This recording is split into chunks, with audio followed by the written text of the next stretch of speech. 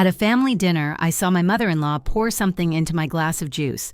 I discreetly switched my glass with my husband's. 5 minutes later, welcome to Voices of Mama Joe. I share new life stories here every day, and I'd really appreciate it if you hit subscribe and liked my video. Now let's jump back into my story. I'm sure you'll love it if you keep listening till the end. My name is Layla, and if someone had told me even a month ago that I would one day sit at a family table and watch my own mother-in-law try to drug me, I would have laughed in their face. Not because she liked me. She didn't. She made that perfectly clear the day I married her son. But because I never thought she would take it that far. Passive aggression? Yes. Manipulation? Absolutely. Whisper campaigns to extended family about how I wasn't good enough material? Of course. But actual harm? I didn't believe she had it in her. Until that night. It was a warm Sunday evening, one of those quiet golden ones that feel like they belong in a photograph. My father was hosting a small gathering for his birthday, and for once in my life, everything seemed peaceful. No tension, no drama, just family, food, and the smell of roasted chicken drifting from the kitchen. I should have known better. When it comes to my mother-in-law, Helena, peace is just the silence before the storm. My husband Adrian had arrived late, flustered from traffic, and Helena strode in behind him like she owned the house. Chin-high, designer bag, perfume so strong it practically wrestled the air into submission. She looked around my parents' cozy home like she was touring a budget motel. How quaint, she'd said, which in Helena language meant, what a dump. I ignored it. I'd learned to. My mother shot me a sympathetic glance from the kitchen, her sleeves rolled up, her cheeks flushed from cooking. My father greeted Helena out of politeness, though he couldn't stand her. Nobody who met Helena liked Helena, except Helena. Dinner went smoothly for the first hour, too smoothly. She complimented my mother's cooking. She laughed at my father's jokes. She even asked Adrian about work without making it sound like he'd chosen the wrong career and the wrong wife. I should have known something was off just from that. Helena only behaved when she wanted something, and that night she wanted something. I just didn't know what yet. When dessert was nearly ready, my mother asked me to grab the chilled juice from the fridge. Homemade mango juice, sweet and cold, the kind I'd grown up on. Adrian loved it. I loved it more. I got up from the table, brushed a bit of lint from my dress, and headed toward the kitchen. That's when I saw her, Helena, standing at the counter, my glass in her hand. And with her other hand, something small, something white, she tipped it into the juice. The way she moved was deliberate, practiced, confident, as if she had rehearsed it, as if she believed she would never be caught. My breath caught in my throat. I froze. I didn't know what it was she slipped in. Powder, crushed pill, something else entirely? I couldn't tell from where I stood in the doorway, but I knew one thing with absolute certainty. She had not added sugar. When she finished, she gave the glass a quick swirl, set it back on the tray with the others, and walked away, humming to herself like she had just watered her flowers rather than spiked her daughter-in-law's drink. I stepped back quickly before she saw me, pretending to adjust my dress. My heartbeat thundered in my ears. I tried to keep my face neutral as she passed me in the hallway. She smiled, a sweet, syrupy smile, a smile that meant danger. "Everything all right, dear?" she asked. "Perfect," I said, my voice barely holding steady. She touched my arm with the tips of her fingers and continued on toward the dining room. My skin crawled where she had touched me. I walked into the kitchen, waited until I heard her voice drifting from the dining room, then leaned heavily against the counter. My hands were shaking. For a moment, I wondered if I had imagined it, if maybe she had dropped something harmless, a vitamin, a supplement, something she thought I needed. But no. Helena wasn't the type to give vitamins. She was the type to remove problems, and I, apparently, was a problem. I stood there for what felt like forever, staring at the tray of glasses. 6 drinks, 5 untouched, one with something sinister swirling in it, my glass. I knew which one it was because Helena had always insisted I drink out of the same one, the tall glass with the etched rim, because it looked better with my hands. She was weird like that, controlling in ways that didn't even make sense. I stared at that glass, and then I stared at Adrian's, right beside it. Something cold moved through me, something heavy and decisive. If she wanted to hurt me, fine. But she was not getting away with it. Not this time. I switched them. swiftly, quietly, and placed everything back exactly where she had left it. Then I picked up the tray and walked back to the dining room. My body felt like it wasn't mine, like I was watching myself from outside my skin. "There she is," my mother said warmly as I approached. "Let's get some drinks poured. Everyone must be thirsty." "Let me help," Helena chimed in, her voice smooth as oil. "No need," I said, keeping my tone steady. "I've got it." I began handing out glasses, one to my father, one to my mother, one to my cousin, one to Helena, who took hers with a little smirk, believing she knew something I didn't. And then I placed the spiked glass, now Adrian's, right in front of him. I felt sick. Was I really going to let him drink it? My sweet, soft-hearted Adrian, who loved me even when I was difficult, who worked too much and slept too little, who defended me from his mother's sharper words even when he was trembling inside. Could I really do that to him? But then I remembered the night before, the conversation I overheard the two of them whispering in the hallway when they thought I was asleep. That was when I knew letting him drink it wasn't cruelty. It was justice and consequences. He wasn't as innocent as I once believed. "Let's have a toast," Helena announced, "to family." She lifted her glass. Everyone followed suit, Adrian's fingers wrapped around the rim of his. "To family," the guests echoed, and then he drank. The entire glass. I watched his throat move as the juice went down. I watched Helena's eyes widen, not with fear, but with confusion, because she suddenly realized the wrong person had swallowed her plan. And that is when everything began to unfold. Because 5 minutes later, Adrian's hands began to tremble. His eyes blinked rapidly, and Helena turned pale, then ghost white, then something even worse. She whispered his name, once, twice, her voice cracking, and that was only the beginning. That night would unravel secrets I didn't know existed, truths buried so deep they were meant to stay hidden forever. And the thing Helena slipped into my glass? It was only the first domino. Everything else fell after. Adrian's face twisted as he bolted from the table, clutching his stomach. Guests froze mid-laugh, mid-bite. My mother gasped and jumped up, but I raised my hand to stop her. "Let him be," I said quietly, voice steady, even calm, even as my heart raced. "Something's not right, and he'll realize soon enough." Helena's hand flew to her mouth. Her eyes darted from me to Adrian, then back to me, full of disbelief. "What did you—" she started, but stopped herself mid-sentence. No words would come out, no lies could explain what had just happened.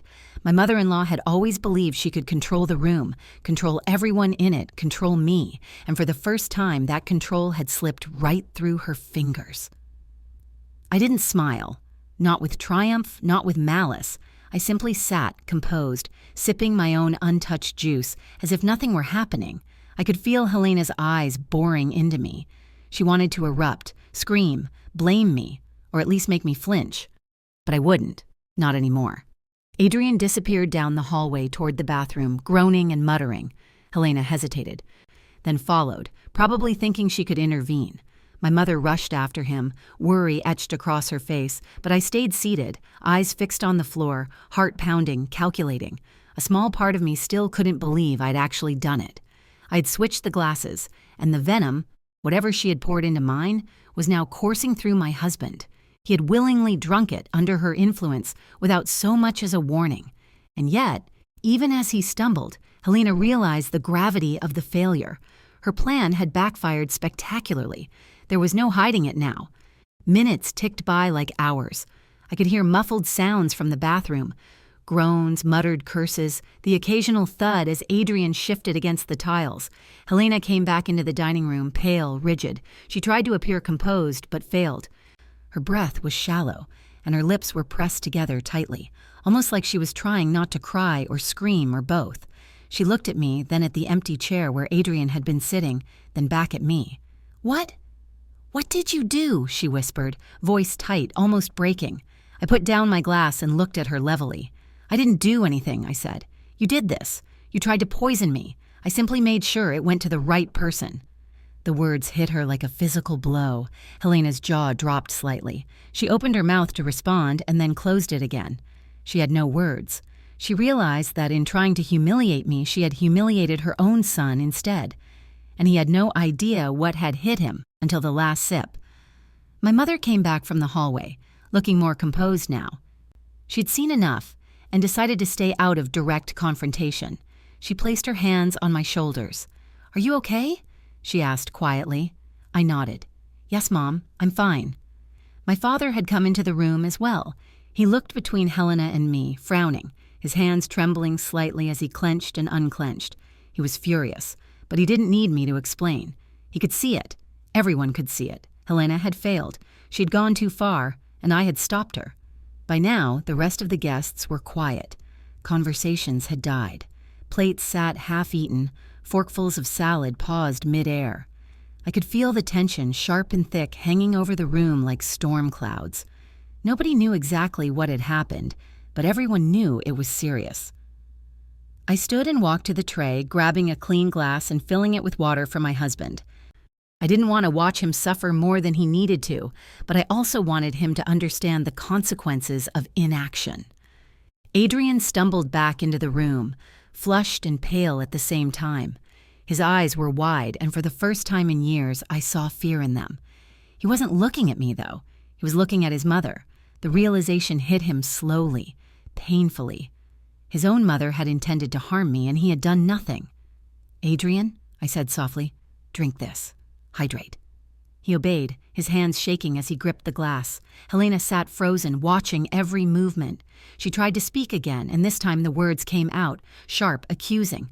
"Layla, this is insane. You can't do this. You can't just—" I held up a hand. "Don't speak. You set this in motion. I merely corrected the outcome.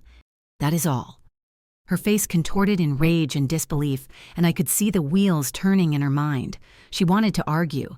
She wanted to assert control. She wanted to maintain the illusion that she was untouchable. But she had lost it. Completely. The door to the bathroom opened again, and Adrian emerged, pale, exhausted, leaning slightly on the wall for support.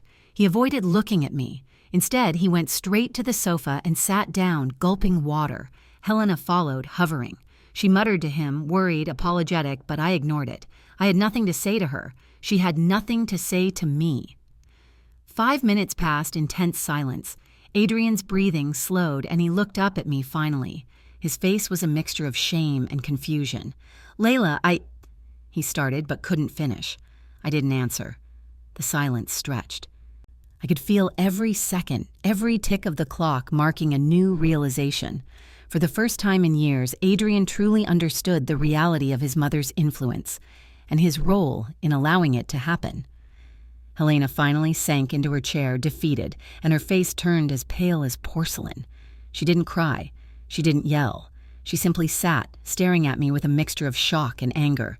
You think you won," she whispered. I did not reply. I didn't need to. The victory was in her silence. It was in her inability to respond. It was in the fact that the guests were now looking at her with suspicion, confusion, and a hint of fear. She had lost her aura of control.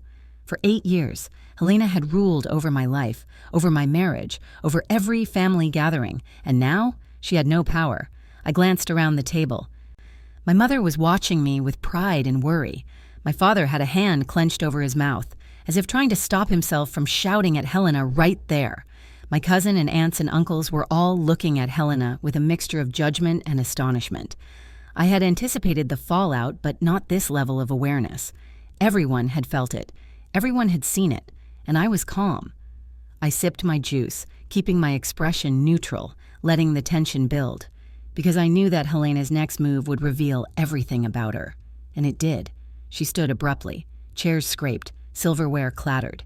"This isn't over," she said sharply. You think you can just—" My mother interrupted, placing a steady hand on her arm. "Sit down, Helena. You've done enough." Her hand was firm, unyielding. "Enough!" Helena's lip trembled, her eyes flashing. But she obeyed, sinking back into her chair like a beaten animal. Adrian watched all of this quietly.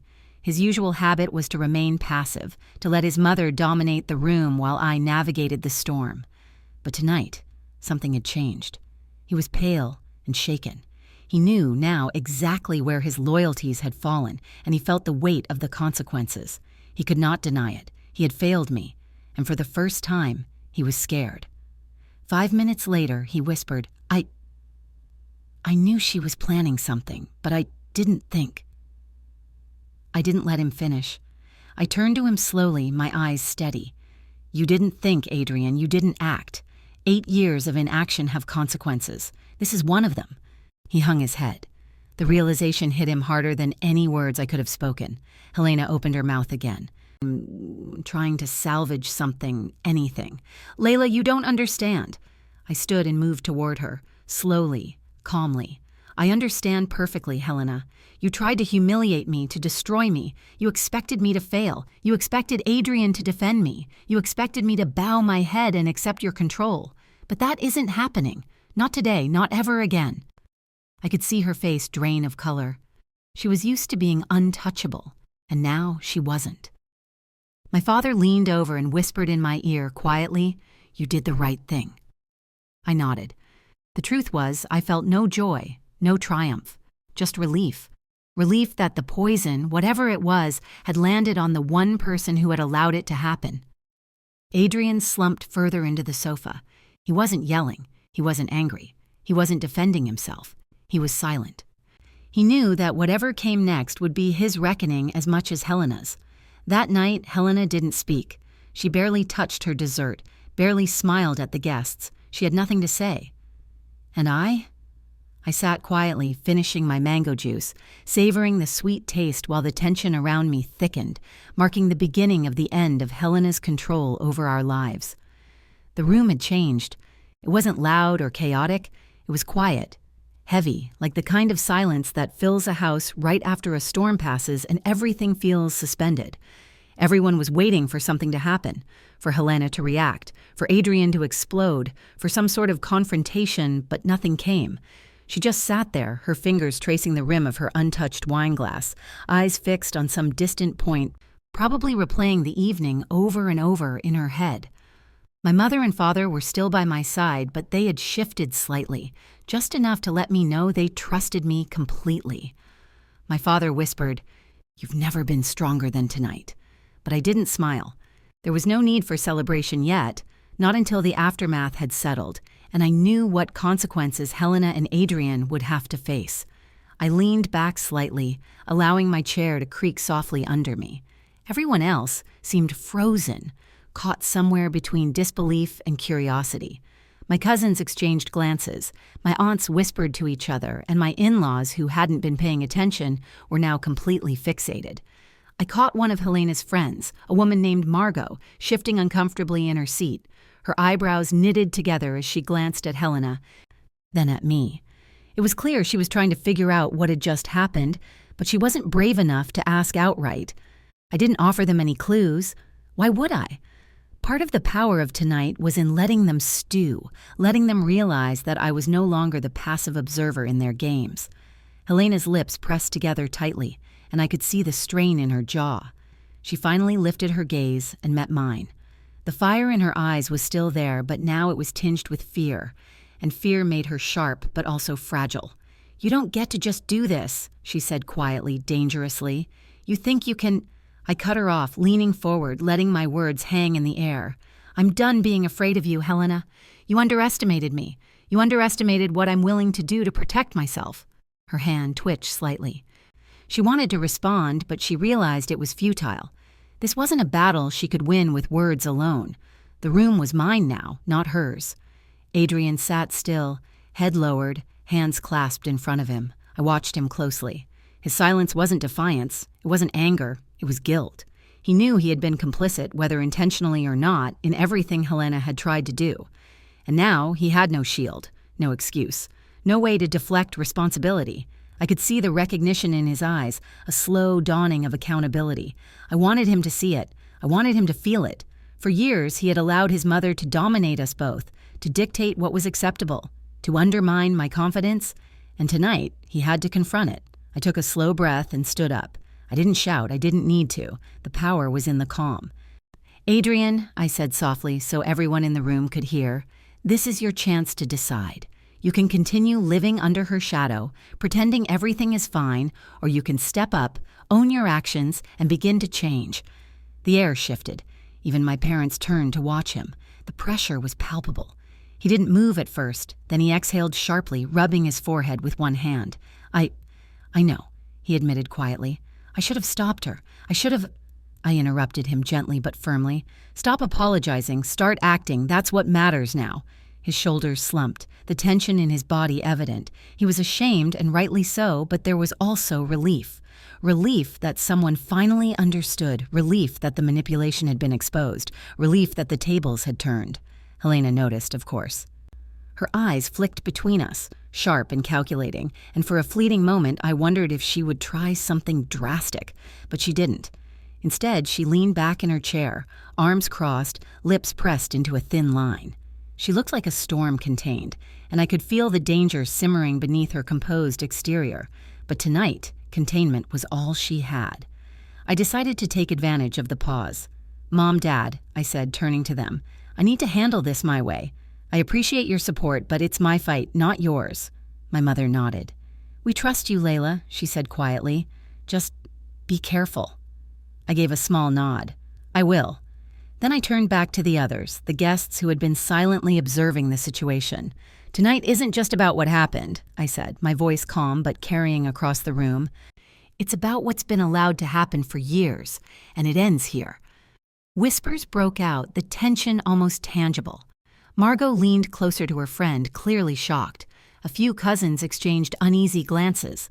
The uncles and aunts, who had always been amused by Helena's antics, now looked unsure. No one spoke loudly. No one challenged me. Everyone was waiting, and that was exactly what I wanted. Helena's eyes narrowed, and I knew she was trying to calculate, to plan, to regain some semblance of power. But she had lost the element of surprise, and without that, she was vulnerable. "Layla," she said finally, voice low, "you've made a mistake. You think you're clever, but—" I leaned closer, matching her intensity. "I don't think, Helena. I know." The words seemed to echo around the room. The silence that followed was heavy, almost oppressive. Everyone could feel it. It wasn't just a personal battle anymore. It was a public reckoning. Helena's hands twitched slightly. She wanted to lash out verbally, to accuse, to intimidate, but she realized she had no allies here. Not really. Even Adrian, her own son, was no longer defending her. He looked ashamed, guilty, and for the first time I saw him truly understanding the gravity of his mother's manipulation. He didn't speak. He didn't argue. He just sat there, subdued, and that made Helena's position weaker with every passing second. I knew I couldn't let this moment slip. "Helena," I continued, "your games end now. I will no longer allow you to control, manipulate, or intimidate anyone in this family. Not me, not Adrian, not anyone." Her face paled slightly, lips trembling.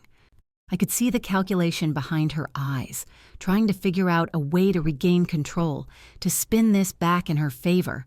But the truth was simple. She had crossed a line. The attempted poisoning had shattered the illusion of her power. No words, no excuses, no manipulations could erase that fact. I glanced at Adrian. "You need to decide what kind of man you want to be, Adrian. Do you want to continue under her shadow, complicit in her schemes, or do you want to stand on your own and do the right thing?" His hands fidgeted, his eyes downcast. Slowly he lifted his gaze to meet mine. There was a long pause, but I could see the shift. Something had changed in him. The fear, the guilt, the recognition. It was all there. He began, voice trembling. I don't want to be part of this anymore. I want to—" I nodded, giving him a subtle, reassuring smile. "Good. That's all I needed to hear." Helena stiffened, realizing that her son was no longer under her control. That realization hit her harder than anything else could. She opened her mouth to speak, then closed it again. There was nothing she could say that would repair the damage, nothing that could reclaim what she had lost. The guests were silent, watching the tension like spectators at a tightrope show, waiting for the inevitable collapse. And it came, slowly. Helena's shoulders sagged slightly. The fight drained out of her. She was still sharp, still dangerous if provoked, but the immediate power she had wielded for years was gone. I could see the calculations in her mind, the mental adjustments she was making, trying to figure out her next move, but she was reacting now, not initiating. That was the difference. "Mom," I said quietly, addressing my mother-in-law, "this ends tonight.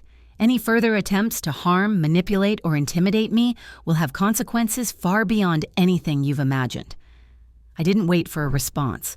I turned back to Adrian. "We'll work through this together, But you need to stand up for yourself, for us, and for our family. No more silence, no more avoidance." His nod was slow but deliberate. I could see the determination forming in his eyes. Helena's lips pressed into a thin line. She was silent, and I realized she knew there was nothing left to say, at least for now. The room was still, but it felt different. The air had shifted. Power had changed hands. The people who had once watched Helena as the untouchable matriarch now looked at her differently, unsure, cautious, almost afraid. And me? I felt a strange sense of clarity, of calm. I had done what I needed to do. I had protected myself, exposed manipulation, and started the process of reclaiming control, not through violence, not through anger, but through calculated action, observation, and decisive intervention. As the evening wore on, the tension gradually eased. Conversation slowly resumed, though more cautious, more deliberate. Plates were finished, drinks sipped slowly, laughter quieter than before, as if everyone was aware of the shift in the room. Helena remained quiet, observing, calculating, and I could feel her planning her next move. But tonight, she had lost, and I would make sure she knew it. The night didn't end with the drama, though the tension lingered like a shadow refusing to leave. The guests slowly began to filter out, murmuring in hushed tones as if stepping too loudly might shatter the fragile balance I had established. My parents stayed behind, hovering near me like quiet sentinels, while Adrian remained at my side, still shaken, but finally present in a way I hadn't seen from him before. Helena, of course, lingered at the edge of the room, her posture rigid, her gaze calculating, and though she said nothing, the sharpness in her eyes told me she was far from defeated. Once the last of the cousins had gone, leaving only family, I motioned for Adrian and my parents to join me at the kitchen counter. I needed a moment away from the formalities, from the eyes of the extended family, to assess the fallout and plan the next steps. I poured a glass of water for myself, careful this time to check it twice, and offered one to Adrian. He took it with a trembling hand, his fingers brushing mine, grounding both of us in the reality of what had just transpired.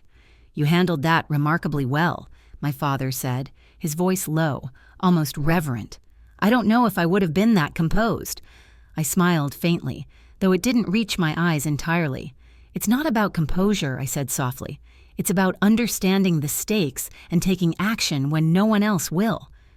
Adrian looked at me then, really looked, and I could see the conflict in his expression. He wanted to apologize, to explain, to reach for some kind of redemption, but he also understood that words alone wouldn't suffice. I waited, letting him gather himself, because this was his moment as much as it was mine. Finally, he exhaled and said, I can't believe I let her manipulate me for so long. I thought I was standing up for us, but I wasn't. I was just following." I placed a hand on his arm. "Recognizing that is the first step, Adrian. The next is choosing differently." He nodded, a small but meaningful gesture, and I felt a tiny surge of hope. Maybe tonight wasn't just a reckoning for Helena. Maybe it was a beginning for both of us.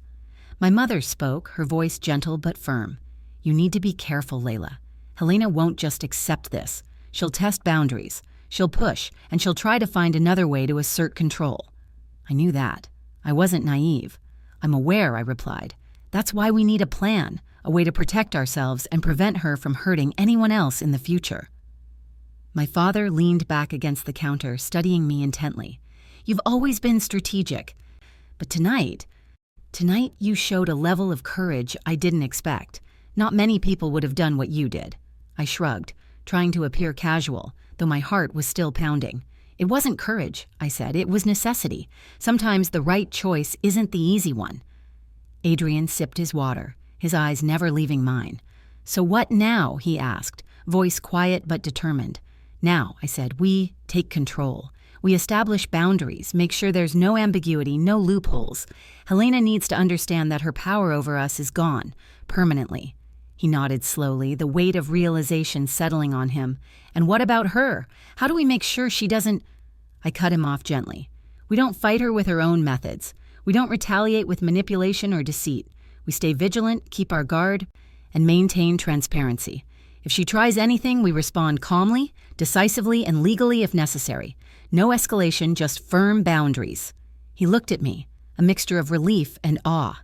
"I never thought I'd see you like this," he admitted. "Strong, unyielding. I'm impressed."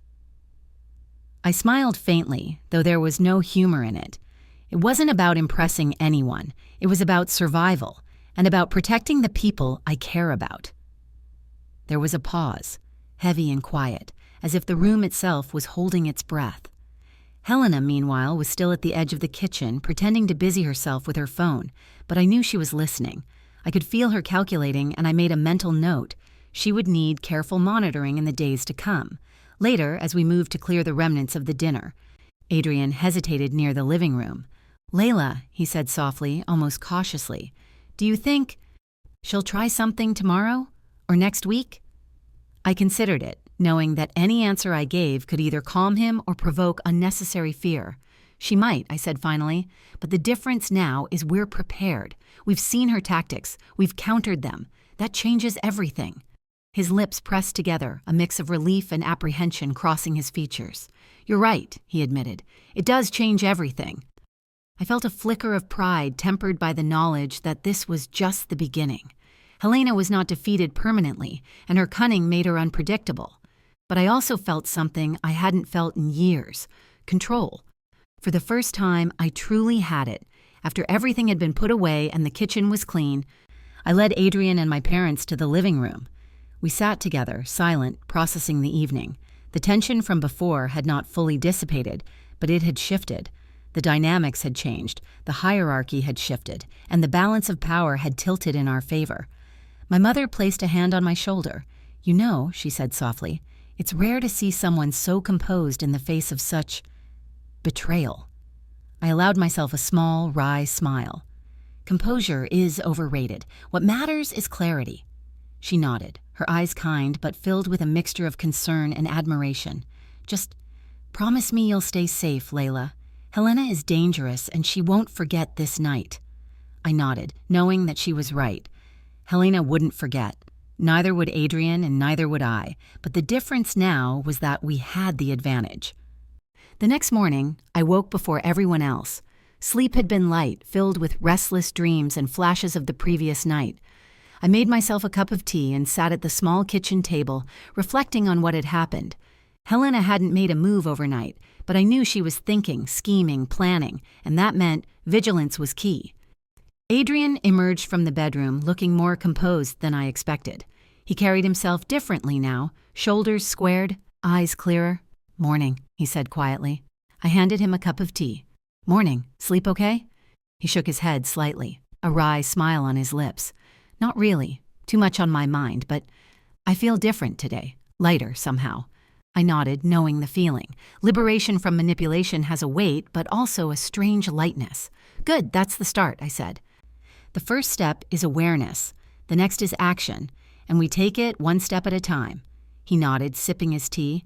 "You know," he said after a moment, "I never realized how much control she had over me until it was gone. It's shocking, really." I didn't respond immediately. I simply observed him, recognizing the layers of guilt, relief, and clarity in his expression. It was a turning point, not just for him, but for both of us. Later that day, as I prepared to step out to run errands, I noticed Helena moving about the house with an unusual caution. She kept her distance. No casual comments, no sly glances. It was almost comical, except for the tension that lingered in the air. I realized then that fear, even for someone like her, could be just as powerful a deterrent as manipulation. I made a mental note to maintain that balance: vigilance without paranoia, awareness without aggression. Over the next few days, the shift in household dynamics became more evident. Adrian began taking initiative, speaking up where he had remained silent for years. My parents offered support but allowed me to lead, trusting my judgment implicitly. Helena remained in her calculated orbit, careful, quiet, but always observing. I learned to read her movements, the subtle shifts in her tone, the fleeting expressions that betrayed her true intentions. It was exhausting, but necessary. The real challenge was not a single confrontation, but a continuous dance of strategy, perception, and self-preservation. One evening, as Adrian and I were preparing dinner together, he paused and looked at me with a tentative smile. "I think we're finally on the same page," he said. "It feels Different, like we're finally a team. I allowed a small, genuine smile to form. We are a team, and that's how it will stay.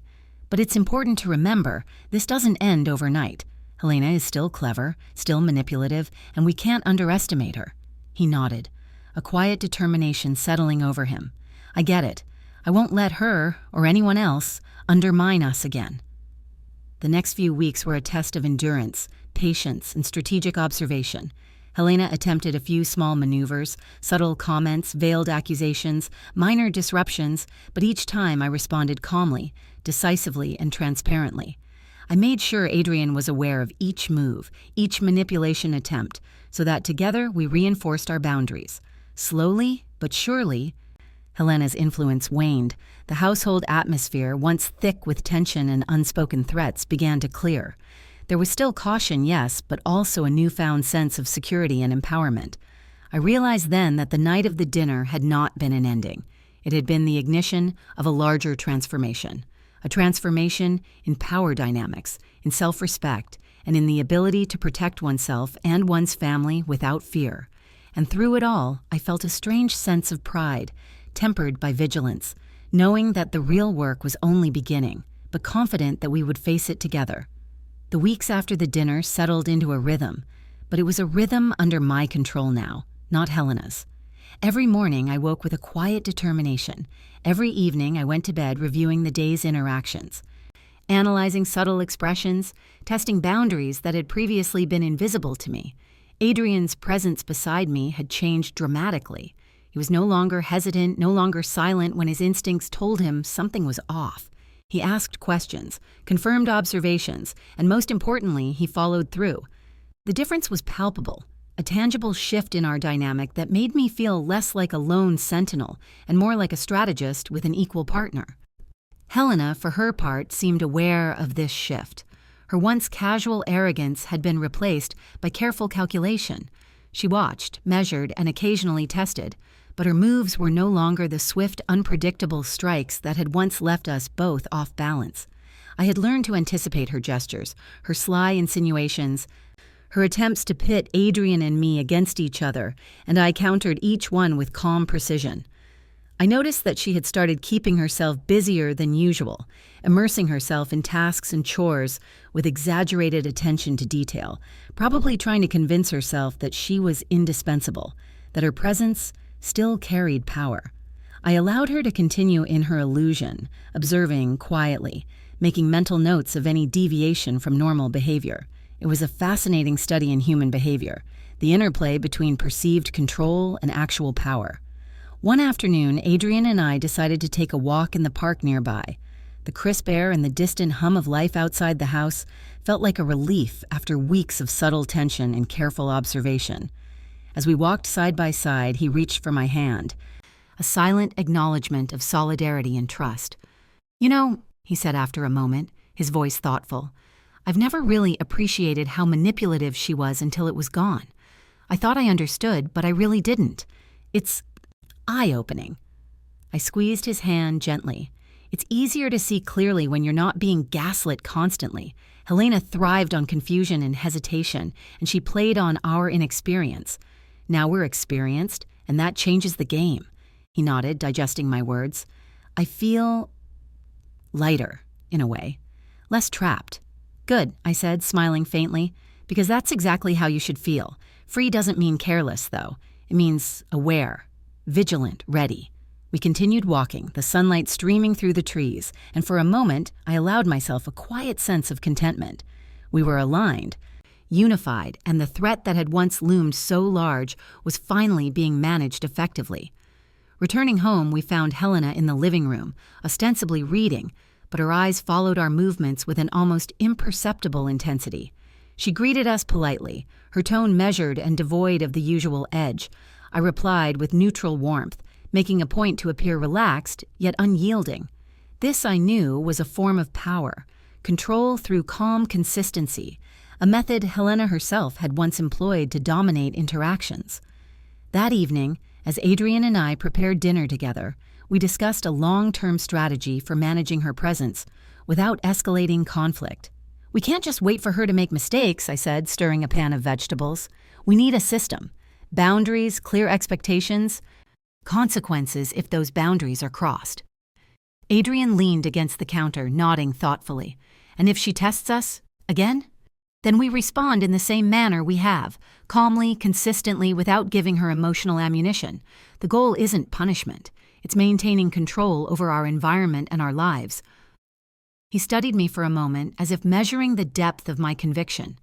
I think we can do this, he said finally, his tone quiet but firm. I feel like we finally have the tools. I smiled faintly, feeling the weight of responsibility mingling with a flicker of relief. The next day, Helena attempted a small maneuver. She accidentally left a note on the kitchen counter, implying that Adrian had promised her something he clearly had not. I found it first, read it carefully, and deliberately left it in plain sight for him. When he saw it, I explained calmly. She's trying to create confusion. The fact is, nothing was promised. You know that, and now you can respond with clarity. He read the note, then looked at me with a mixture of amusement and respect. So I just ignore it? Yes, respond with facts, not emotion, I said. She feeds on emotional reactions. She loses control when we remain neutral and factual. He nodded, then took the note to the recycling bin himself, a small but symbolic act of taking responsibility and asserting clarity. Over the next few days, I noticed Helena growing increasingly cautious. She made no direct moves, but her interactions were shorter, more measured, almost hesitant. The house had changed. The air no longer carried the subtle tension of fear or anticipation. We had redefined the environment, and she had adapted, though not without frustration. One evening, I found her in the backyard, tending to the garden. I approached cautiously, aware that any interaction could provoke a reaction. She glanced up as I walked toward her, offering a faint, almost imperceptible smile. "Beautiful evening," she said, her tone light but careful. "Yes," I replied, maintaining neutral warmth. "The air is crisp, perfect for tending the garden." We exchanged pleasantries, each of us conscious of boundaries and of the invisible lines now firmly established. Helena's eyes, though, betrayed an undercurrent of unease, a recognition that the subtle power games she had mastered were no longer effective here. Later that week, Adrian and I hosted a small gathering for friends, deliberately including activities that required cooperation and teamwork. Helena participated, but remained on the periphery, observing rather than attempting to assert influence. I watched her closely, noting her gestures, her brief glances, her subtle attempts at engagement, and adjusted my interactions to maintain control without overt confrontation. The evening passed without incident, reinforcing the new equilibrium we had established. A few days later, I decided to introduce a new element to test the boundaries further. I invited a close friend over for tea, someone who had never met Helena but whose presence could challenge any lingering manipulative tendencies. As we sat in the living room chatting casually, I observed Helena carefully. She entered the room with her usual poise, greeted my friend politely, and attempted to insert herself into the conversation. I allowed her a few moments, then subtly redirected the discussion, maintaining control while keeping the interaction cordial. Her attempts at subtle manipulation were met with neutral responses, carefully guided conversation, and transparency. By the end of the visit, Helena had retreated gracefully, leaving us in control of the space and the narrative. Adrian, watching from across the room, whispered, "I never realized how powerful calm control could be. It's impressive." I smiled faintly. It's not about impressing anyone. It's about asserting boundaries and maintaining clarity. That's how manipulation is neutralized. The following week, Helena attempted another minor maneuver. She left a partially folded piece of paper on the counter, clearly intended for Adrian, containing vague insinuations about family obligations and promises. I noticed it first, as usual, and intercepted it. Adrian and I discussed the content calmly, factually, without assigning blame or reacting emotionally. He then disposed of the note, a symbolic act of rejecting manipulation and reinforcing clarity. Helena, observing from a distance, appeared increasingly frustrated, though she maintained her composure outwardly. The dynamic had shifted. The predator-prey tension she had relied upon was gone, replaced by a steady, unwavering boundary reinforced by awareness and calm. Our home had transformed into a space of security, strategy, and mutual respect. Adrian and I, aligned and vigilant, became the nucleus of control, leaving Helena with limited avenues for influence. One afternoon, as we reviewed our week, Adrian said, "I think she's starting to realize she can't control us anymore." I nodded, my mind racing with cautious optimism. She's aware, but awareness doesn't always translate to acceptance. We'll continue monitoring, staying consistent, and responding calmly. That's our advantage. Over time, the subtle victories accumulated. Helena's confidence waned, her attempts at manipulation became more hesitant, and the household tension eased. Adrian's engagement and clarity grew, and my own confidence in managing the situation strengthened. The environment had shifted, boundaries were respected, and the silent power struggles that had defined our lives for so long had diminished significantly. One evening, as we prepared dinner together, Adrian paused and looked at me with a quiet intensity. "Layla," he said, "I don't think I fully appreciated how much strategy and awareness this requires. It's exhausting, but necessary, and you make it look effortless." I smiled faintly, though I knew he understood the depth of effort involved. It's not effortless. It's vigilance, observation, and clarity. But it works, and it will continue to work as long as we maintain it. He nodded, a sense of resolve settling over him. "Then we continue, together." I agreed, feeling a quiet sense of pride and empowerment. The journey was far from over, but for the first time, we were navigating it on our terms, with awareness, strategy, and unity. Helena, though present, no longer wielded the fear or manipulation that had once defined her power. We had shifted the balance, and in that shift, we discovered our strength, resilience, and the transformative power of clarity and steadfastness in the face of calculated deceit. The days that followed settled into a rhythm that felt almost unnatural, given the tension that had previously dominated our home. Adrian and I had established a methodical approach to daily life: calm awareness, clear communication, and measured responses to Helena's attempts at interference. She was present, yes, but her influence had waned significantly, reduced to subtle gestures and fleeting expressions that I cataloged mentally for future reference. One morning, I noticed that she had left a small plate of pastries on the kitchen counter with a note that read, "Thought you might like a treat. Enjoy." The handwriting was casual, almost innocent, but I recognized it immediately for what it was: a minor test of reaction. I poured myself a cup of coffee and glanced at Adrian, who had been observing silently from the doorway. "She's testing again," I said softly, sliding the note toward him without commentary. He nodded, his expression serious. "So we just ignore it?" "Observe, acknowledge if necessary, but do not react emotionally," I reminded him. He picked up the plate, placed it in the center of the table, and said casually, "Thanks, Helena," without looking at her. The simplicity of his response neutralized the subtle manipulative intent entirely. Helena's expression, however fleeting, betrayed a flicker of irritation before she returned to her tasks.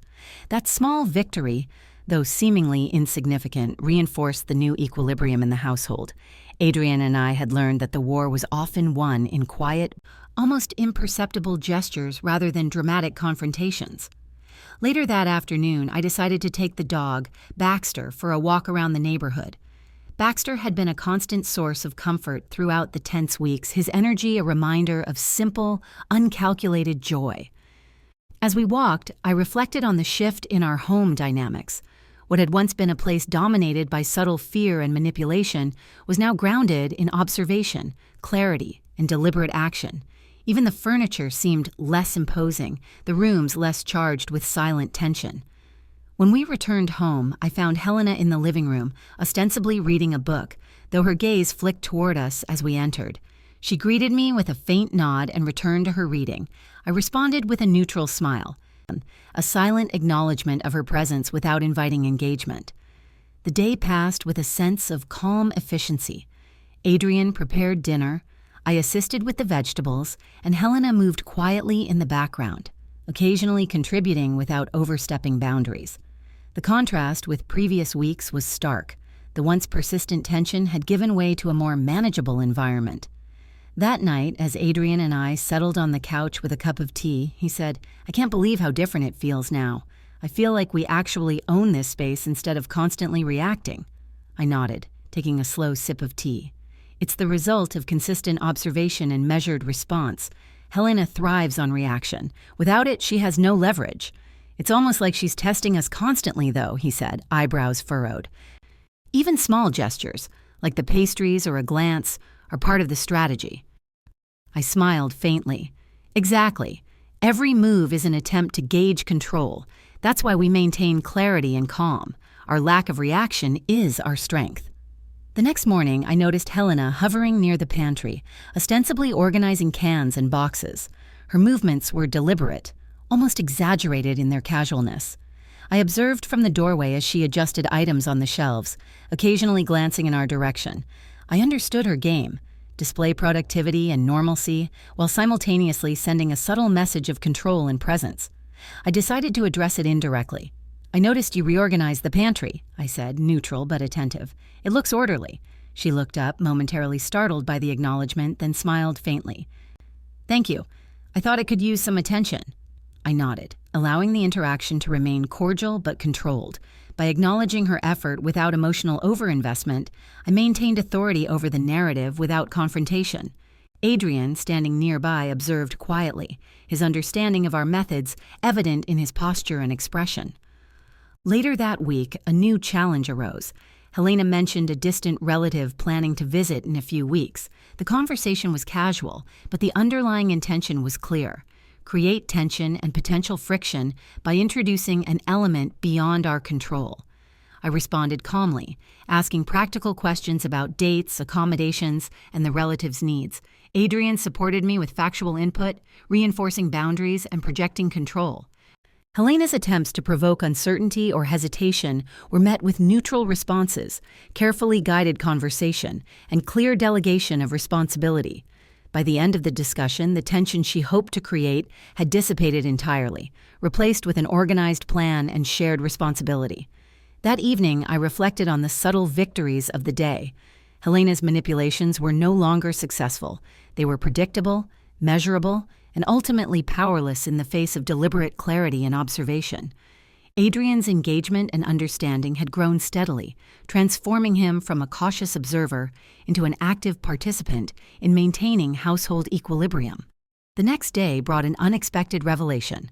While reorganizing some old family photos, I stumbled upon a small stack of letters addressed to Adrian, dating back several years. Their contents suggested minor incidents of manipulation and guilt-tripping by Helena, previously unknown to him. I shared the discovery with Adrian privately, ensuring that the information was presented factually and without emotional framing. He read through the letters, his expression a mixture of surprise and clarity. "I had no idea she kept these," he said quietly. "It makes sense now. Some things that never added up before." I nodded. Understanding the pattern is key. It doesn't change the past, but it strengthens our ability to respond effectively moving forward. Adrian looked thoughtful, then asked, "So, we continue with the same approach?" "Exactly," I said. "Observation, clarity, measured responses. Knowledge only enhances our effectiveness." Over the following weeks, I noticed a gradual but steady change in Helena's demeanor. Her confidence had diminished further. Her attempts at subtle manipulation became less frequent and more tentative. Adrian and I continued to reinforce boundaries, maintaining calm and neutrality in all interactions. The household had transformed into a space where deliberate action replaced reactive anxiety, and mutual understanding replaced silent fear.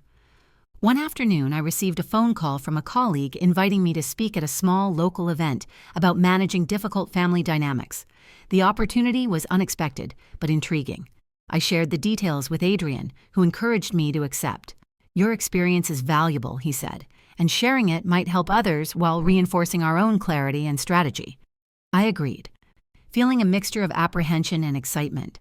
Preparing for the talk became a new focus, a constructive outlet for the vigilance and strategic thinking I had honed over the past months. Helena, aware of the increased activity in the house, observed quietly but made no direct attempts to interfere. The balance had shifted definitively. During one evening of preparation, Adrian and I reviewed key points for the talk, discussing examples from our own experience without revealing personal identifiers. "It's fascinating," he remarked. "We've learned so much from handling her strategies, and now we can translate it into practical advice for others." I nodded, feeling a sense of accomplishment. "Exactly. And the more structured we are, the more resilient we become. It's empowering, in ways we didn't anticipate at the beginning. Helena, meanwhile, seemed increasingly withdrawn. Her interactions were brief, her presence more of a background note than an active force. The tension that had once defined her control had faded, replaced by careful observation and tentative participation. I realized that the power dynamic had shifted, not because of confrontation or punishment, but because of consistent, deliberate clarity and the establishment of unyielding boundaries. A week before the event, I invited a few close friends over for a practice session. They listened attentively, provided feedback, and asked questions. Helena, who happened to be in the room briefly, observed quietly without comment. The practice run reinforced my understanding of our journey and highlighted the growth Adrian and I had achieved. We had moved from a reactive, fearful state to one of strategic control, and the results were evident not only in our environment, but in our confidence and composure. The day of the event arrived, and I delivered the talk with calm authority, sharing insights into observation, boundary setting, and responding without emotional reaction. Attendees asked questions, engaged in discussions, and expressed appreciation for the practical strategies provided. Adrian watched from the audience, his pride in our journey clear. Helena, for reasons unknown, chose not to attend. I later learned that she had expressed mild annoyance at the idea of being part of a gathering where she could not exert influence. Her absence, I realized, symbolized the final measure of our success. We had created a space where she could not control the narrative, where her presence was optional rather than dominant. Returning home that evening, Adrian and I shared a quiet moment on the couch. "It feels different," he said, smiling faintly, "like we've finally stepped out of her shadow." I nodded. "We have, and we'll continue to maintain clarity and boundaries, ensuring this balance is permanent rather than temporary."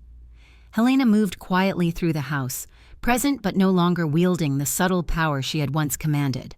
Our home had become a space of security, observation, and deliberate control, and for the first time in years, Adrian and I felt fully aligned, confident, and free from the manipulative tension that had defined our interactions. The journey was ongoing, of course, but the foundation had been laid. Awareness, clarity, and measured response were now the cornerstones of our life together, and Helena's influence, though present, was reduced to a shadow of its former weight. The morning after the event felt calm in a way that still felt unfamiliar to me, as though the house itself had exhaled after months of tension. Sunlight filtered through the kitchen windows, washing everything in a soft golden glow as I brewed coffee and listened to the gentle hum of the refrigerator. Adrian entered a few minutes later, barefoot, hair slightly tousled, a subtle smile on his face that communicated a sense of peace I hadn't seen in him for years. "You did amazing yesterday," he said, wrapping his arms around me from behind. "I know you don't always like being in the spotlight, but you were so composed, like you were meant to be up there." I smiled, leaning back slightly. It wasn't about the spotlight. It was about clarity, sharing something useful and proving to myself that control is a skill, not a reaction. He nodded, pressing a kiss to my temple before stepping away to grab a mug. "I think you've changed the way I see everything," he said quietly. "You didn't just help me see the truth about my mom, you helped me understand how control really works." His words warmed me more than the coffee in my hands, but beneath the calm morning lingered the awareness that the journey wasn't entirely over. Helena moved quietly through the house, and though her influence had diminished, she remained a presence we couldn't fully ignore. After breakfast, I took Baxter outside for a short walk. The cool breeze brushed against my skin, and the rhythmic tap of Baxter's paws on the sidewalk gave me a moment of clarity. The neighborhood was waking up.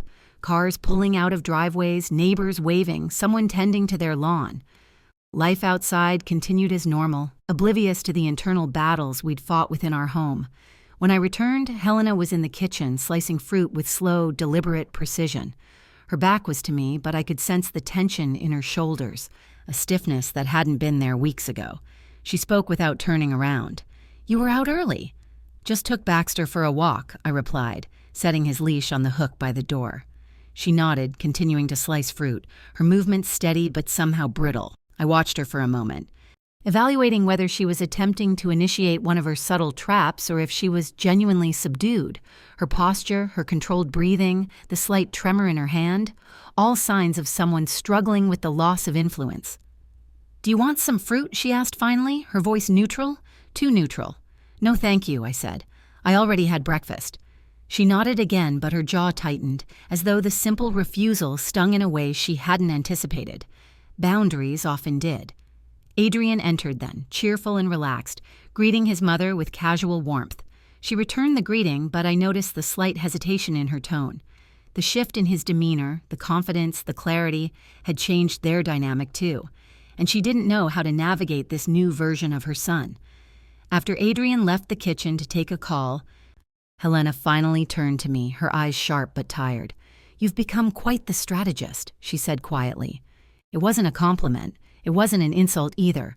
It was something else. Perhaps an acknowledgement. Perhaps a challenge. I held her gaze steadily. "I've become observant and consistent." "You've changed him," she continued. "He's different now." "He's himself," I replied, without interference. For a moment something flickered across her expression. Recognition, resentment, maybe even respect.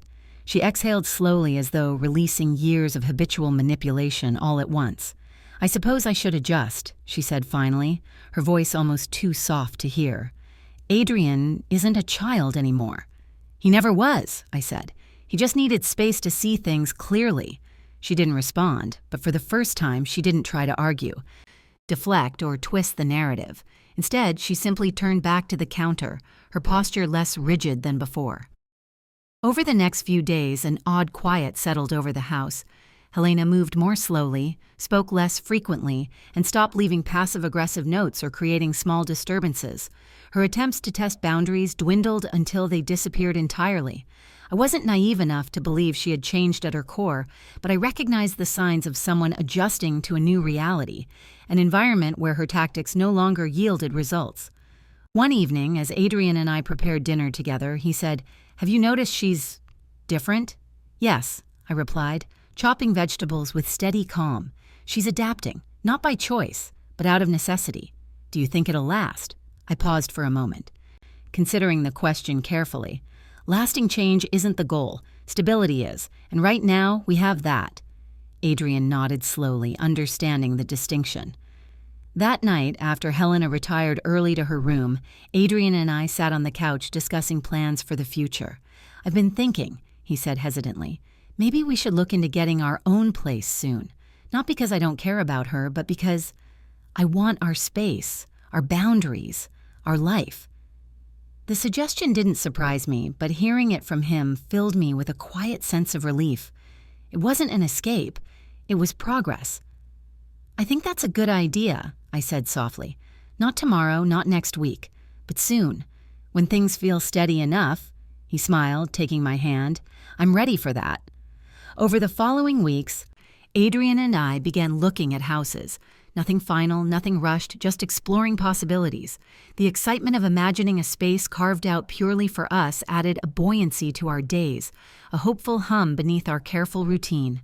Helena noticed, of course. Her eyes tracked us during conversations, her ears subtly attuned to mentions of neighborhoods or layouts or commute times. At first, she said nothing, but one morning she approached me as I was pouring coffee. "So you two are planning to move," she said, her tone unreadable. I turned slowly, meeting her gaze. "Eventually," I said honestly, "we need our own space. It's healthy." She maintained eye contact for a moment before looking away. "I suppose that makes sense," she said quietly. "It's just an adjustment." I nodded, appreciating her honesty even if it was tinged with discomfort. "Change is always an adjustment," I said, choosing my words carefully. "But it doesn't have to be negative." She didn't respond immediately. Instead, she walked to the window, staring outside at the quiet street. "I know I haven't always been easy," she said finally, her voice low, "and I know I've pushed where I shouldn't have." I watched her closely. The admission wasn't an apology, not fully, but it was the closest she had ever come to acknowledging her behavior. "Awareness is the first step," I said. "What matters is what comes next." She nodded slowly, and for the first time I saw something fragile in her posture. Not weakness, but vulnerability. As weeks turned into a month, Adrian and I finally found a house that felt rid with natural light. When we told Helena, she was quiet for a long moment, then exhaled deeply. "I want to help," she said unexpectedly, "with the move, with settling in. I know I haven't earned the right to be involved, but I'd like to try." Her offer surprised me, but her tone was sincere, not manipulative, not strategic, just human. Adrian agreed gently, and I didn't object. Allowing her to help wasn't a surrender of boundaries, it was a controlled choice within them. The day of the move arrived, filled with boxes, the smell of tape, and the constant shuffle of furniture. Helena helped carry smaller items, occasionally pausing to observe the space as though trying to understand where she fit in this new chapter. In the late afternoon, after everything had been unloaded, she stood in the middle of the living room looking around.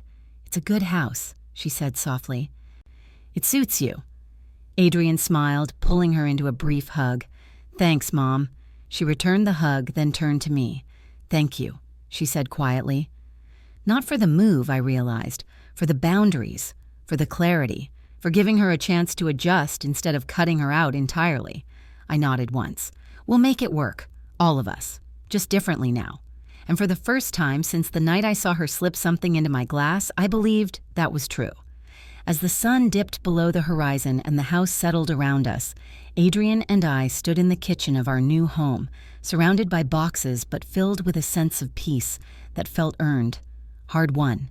"We really did it," he whispered, sliding his arm around my waist. "We made it through." I leaned into him, feeling the warmth of the moment.